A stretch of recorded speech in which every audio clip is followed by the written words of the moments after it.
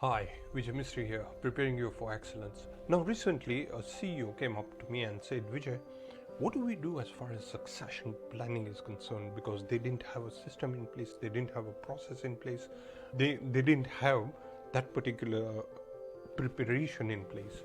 So, here are some points I want to share with you. And by the way, this is common in very many businesses, as we know. So what I want to do is I want to share these few points. The first and foremost is awareness, making sure that the whole organization, your company, it doesn't matter whether you're a small, medium, large organization, you need to make sure everybody is aware of the importance, critical importance of succession planning. So that's number one. Awareness is very important.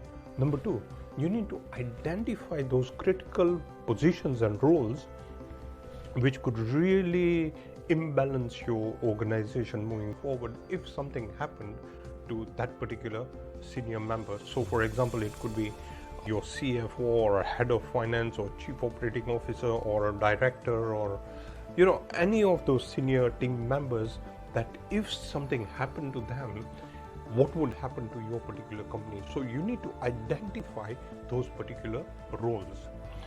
The other point I want to share with you, the third point is that once you've identified, you then need to assess and appraise and find out who else would be the successors, in case something happens. So you have somebody to take over just in case if something happens.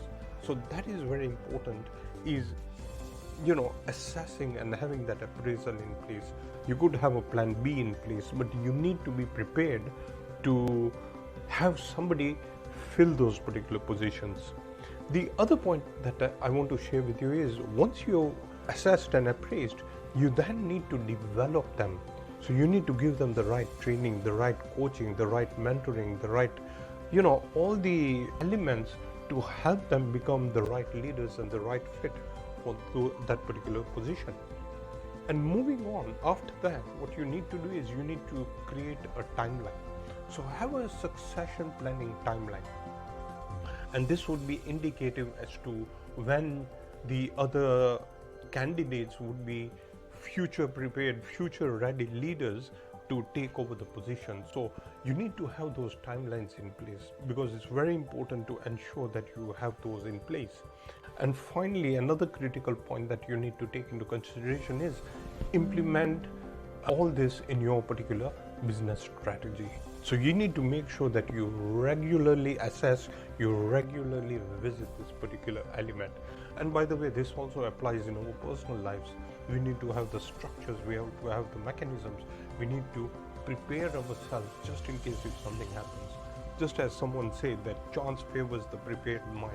We need to be prepared, work with an urgency mindset, but have that preparation in place so that you have the whole succession pipeline in place. I hope this helps.